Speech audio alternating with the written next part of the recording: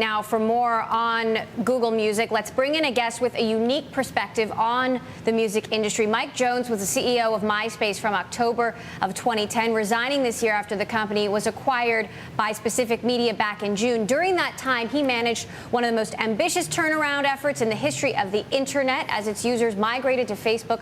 Jones refocused MySpace as a destination where musicians and artists could interact with their fans and negotiated several deals with the music labels. He joins us now from LA. Mike, welcome back to the show. You wrote an editorial in Fortune magazine talking about your experience at MySpace, in which you said the lesson here is that the market determines value based on the perception of a company's momentum. Momentum is everything. Do you think a Google Music service can succeed without momentum? That's a good question. I think that the Google Music service brings up a few other points that you didn't mention. One is that it's the beginning of me having a financial relationship with Google. Right? Well, Google's capturing my credit card, they're starting to sell me things, and I have a relationship with them where I trust to buy things through Google. The second thing that's critical to understand is, well, when we work on the web, Google is traditionally the starting place for everyone's browsing sessions. But on mobile, the starting place is really applications, right? So the more that Google can embrace the application environment through Android, through services like music, and become that beginning starting place for your mobile experience, that builds a long-term relationship with Google and secures their kind of dominance in technology. Now, one of MySpace's most valuable assets remains the music licenses. Google now has deals with 3 of the 4 major labels. How significant is that, and how significant is it that it doesn't have a deal with Warner yet? Well, I would assume that over time those deals will get negotiated. We have to remember that it's not only the labels that you're working with, you're also working with the publishers, and you're working on a territory-by-territory basis. So these are very complicated deals, and it'll take a long time for them to get full global distribution rights around music. I want to bring Jon back into this conversation. Jon, Google now has deals with Sony, EMI, Universal, but not with Warner at this point. Do you know what the sticking points were with Warner and still are? Well, we have heard that profit and piracy factor into this. Mike just talked about the profit issue. It's tough to get these deals done based on who's going to get what. But piracy is another issue. Remember when Hulu was being shopped around and Google was interested in buying Hulu from the media companies that control it, including Disney? One of the things we were hearing was that some of those media companies were very angry at Google because of the piracy enabled through Google over the years. And that certainly has to be a factor here, as we were talking about earlier, for those who search the internet through Google and are actually able to freely download music, which has frustrated the music business. Mike, when you look at the competition out there, obviously when iTunes launched, this was a completely different market. Now you've got Pandora, Spotify, and several other digital music competitors. Do you think Google really stands a chance against the competition, especially iTunes?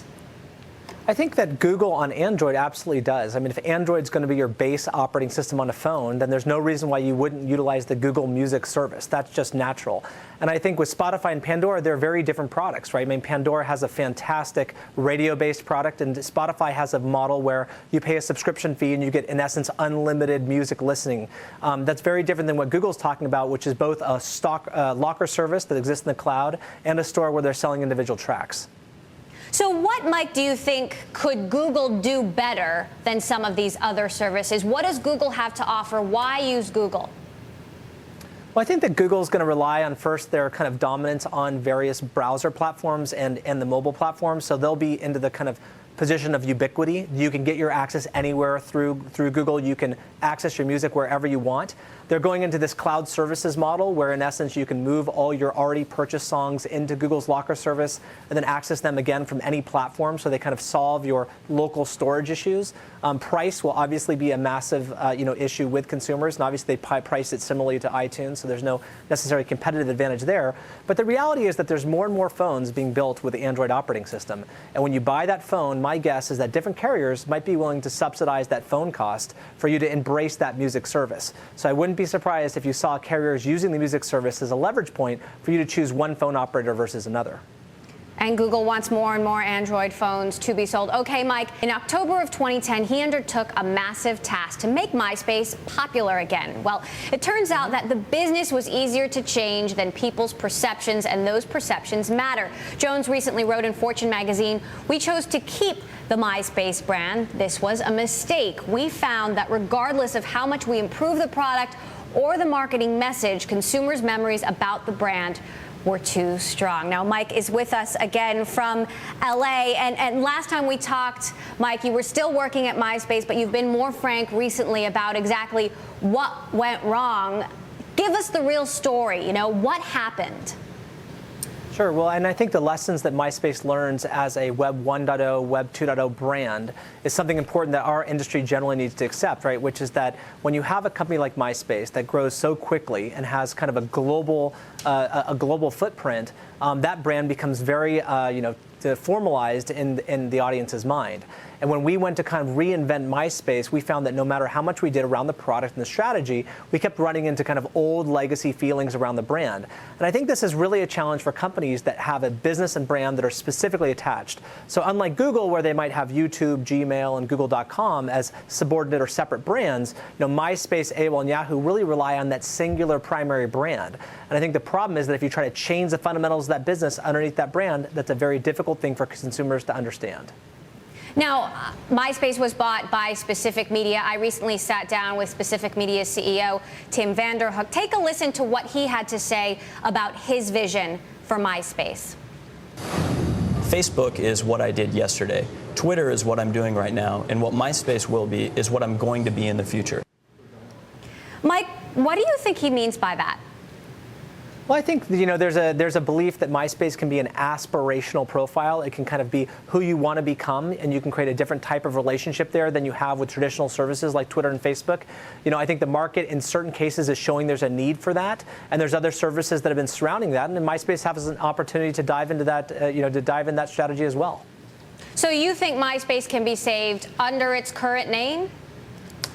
I think that's a really big question. We tried a variety of different things, and we really focused in on music because we felt that was where the brand was most strong. I think we have to remember MySpace is a massive audience, and they have a lot of page views, and they have a lot of technology and a lot of unique libraries like music. And the fact is there's a lot that can be done with that audience, with those assets, with or without the MySpace brand. So my belief is that Specific will do a great job at figuring out different ways to kind of leverage that audience and leverage those assets under MySpace or as hopefully potentially new services. Now, Mike, you are launching a new incubator today. It's called Science. This is an accelerator in the LA area. Tell me about this incubator and what sets it apart from all those other incubators out there.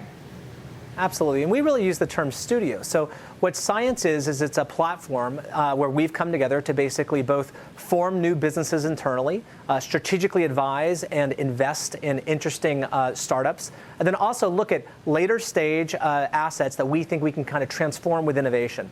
So we believe over time we'll build a really incredible portfolio of technology companies, specifically here in LA, that we'll be very, very active with. And it's a bit different than an incubator. I mean, there's certainly a portion of the business that's incubation, but the reality is that we're looking to build a portfolio of companies that we stay involved with for a very, very long time, that we're actually coming up with the ideas, selecting the talent, and building companies around those ideas. All right. Well, we look forward to watching you guys make that happen. Former MySpace CEO Mike Jones, thanks for joining us here on Bloomberg West.